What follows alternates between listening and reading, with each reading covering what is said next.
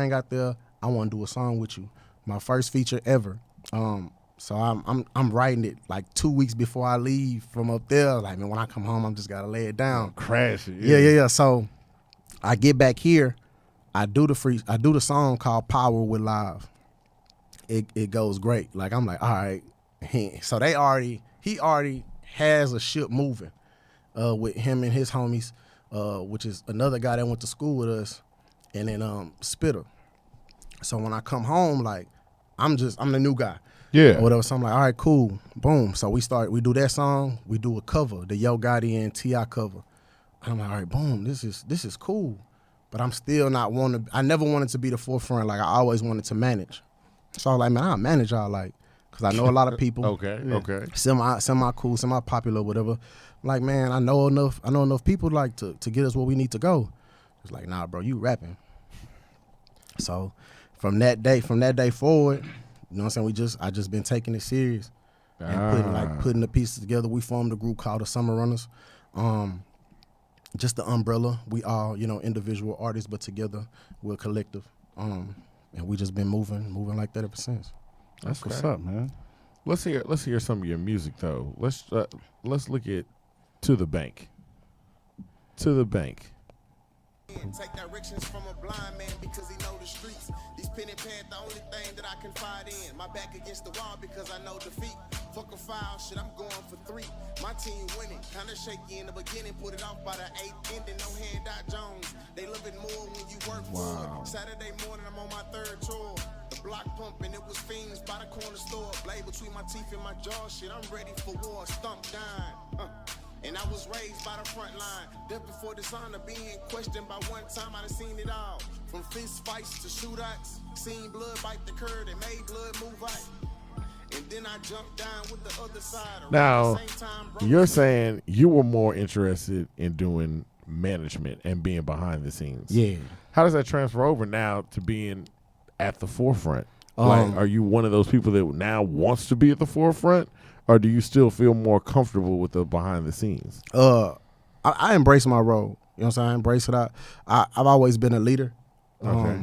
That football, being in sports my whole life really, I guess, made me how I am today. Built me like for this position that I'm in. So I like it. I like it. But I still do manage, help develop artists. Yeah. And I like I say, for my team, I do a lot of stuff for my team. And you do a lot of stuff. Yeah. Like, okay, so there's Summer Runners. That's your collective. Mm-hmm. But there's also the Grill Institute. Yes. All right. The Grill Institute, that is jewelry, and y'all are actually making pretty nice. grills. That's what we got up on the screen there for the YouTube viewers. Yeah. So how long had you already been doing jewelry? Nah, man. Right place, right time, I would call it. 2.5 years ago, I was at the mall going to get a grill, and then the people that I was getting the grill from, they was like, "Hey man, would you be interested in making money?" Like I said, I mean, I hustle. That's what I do, the right way. So it's more so like, I know a lot of people. This could be easy. Why do you think they asked you?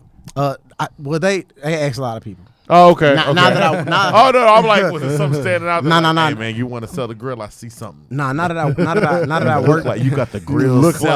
You look like you can sell these grills. Yeah, my friend. I just feel like now that I work for them, they're a wholesaler. So okay. That's what they do. You know what I'm saying? Like they sell products as well, but the bulk of their money comes from other people working under them. That's cool. So it was the Grill Institute, and then you got into that, and then you got that rolling, and then there's also your clothing line, the Fly Institute. The Fly Institute. Yes. All right. So tell us about the Fly Institute. The Fly Institute I started when I was in at Oklahoma. It was cold out there. Wasn't a lot of clothes that I could really rock at other stores. So I was real cool with this mom and pop shop. They did a lot of the stitching the one that girl has on is an original piece that they used to stitch for me. So I started off doing hoodies like that, the two-tone hoodie with the original logo, and then when I moved home, it blossomed into everything else that we have. I haven't been able to push the clothing line as much as I want to because I've been for like the past 2 years, I've been really, really into this rap stuff. Okay. So, but I mean, like, the website, obliviousjones.com is pumping. And, like, here soon, I'm going to be having some more T-shirt, more merch for the people to go buy. Okay. That makes perfect sense. I mean, when I found out about you, it was mostly through clothing and through everything else besides rapping. But when I see, I guess, especially on your video, you say you want us to be more behind the scenes, but when it comes to, like, as far as, like you watch a video, you can see somebody acting. Yeah. It comes so natural, like hand movements, Yeah. placement. That's one thing I always like about you. Like, you don't look like you're trying to play a role. When you come to do your stuff, you're doing it. And you said you want to be behind the scenes. That's just so amazing to me that you do everything the right way. Like, you didn't come into this half-assed. I mean, with a clothing line and everything. What gives you this business acumen? Just growing up, where I grew up at. I was always the youngest, hanging out with all the older kids.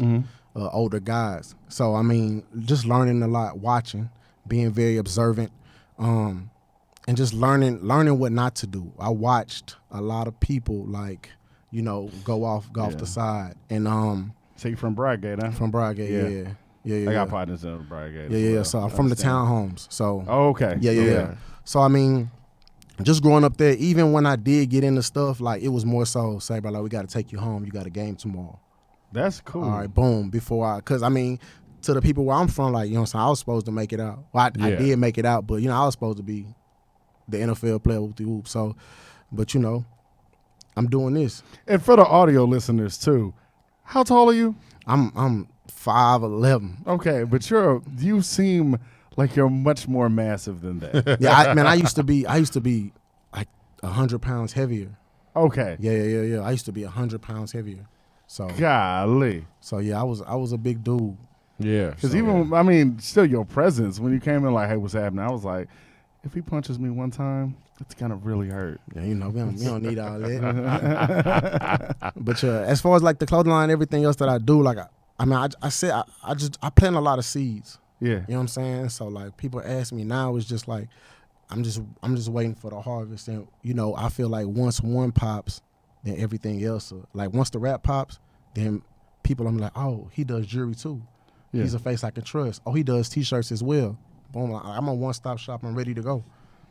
That's good. I'm ready to go. Now, you say, when we're going back, looking back, you said now your team is like, look, you can't be behind the scenes. You're going to rap, all right? For sure. So what's your plan then? What's happening next? Like, what you start to put together, when do you actually start dropping and releasing, like, your first tape? Man, my first tape I put out, This Black Sheep Is Gonna Eat. Yeah. That's what, 2017? Yes. Okay. So that was my first tape. Like I tell you, you got your whole life to make your first tape. All right, cool. No problem, no pressure. So, I mean, I moved back home, I think 2013, 14. The goal was to build a brand as a collective. So we pushed summer runners for like a couple summers straight. We was dropping covers. All of that stuff is on SoundCloud. We would drop cover killers, and we had something called Going for Gold. Like I said, we was a group of 4. Mm-hmm. Live, Guap, Rose Gold, Spitter, and myself. Friend of the show, Sir Spitter. Yeah, so we would just drop, and at that time it was like, all right, well, buzz is starting to grow. Like, you're looking at followers and stuff like that, and who people are gravitating to more and more. And I just feel like it was time. It was just trying to take off. So I just started working on my own solo work. Everybody started working on solo work. Yeah. And we lost 2 members. We lost Spitter. We had a female member as well named Lolo. We lost her as well. And like we just kept going. Now this is just a decision like this, like, oh, okay, I want to go on my own, or yeah. Okay. Yeah. I mean, things wasn't working. Yeah. But you see now, like, how things have progressed once if you in something for so long, and things aren't going your way, maybe you do need to break off. Yeah, because people can start to feel stagnant. Yeah. So I mean, like things are working for him. Know he's doing his thing. Yeah, absolutely. So I hear. Absolutely. Yeah, that's good. I mean, both of y'all doing your own thing. Yeah, for sure. Now, in terms of are you still doing things with the Summer Runners? Now, Yeah. we do a lot of features. Okay. Like we're all on each other's stuff. So it's not necessarily that y'all are like a label or something like that. Y'all are just a collective. Y'all are Just a artists collective. that are y'all Working associate together. with each other. Y'all work together a lot. Yeah. Okay. Big Okay. time. So you got Black Sheep. This Black Sheep gonna eat. All right, and then after that we got Swimming with the Sharks. Swimming with the Sharks. That comes out next. All right, that's 2018. Yeah. All right. So at this point, what is your response? How do you feel like the people are responding to the music? Okay, I dropped This Black Sheep's Gonna Eat, my first tape. So I got the write up from He's Always Right, the guy that works for Houston Trends and PR. He was like, man, the tape is dope. He gave me a dope write up. Boom, and after that, like everything just opened up. Okay. I'm talking about like exposure. People just started flocking to me, and like I feel like all the hard work that I had been putting in at that moment is what it was for. I followed up with Swimming with the Sharks.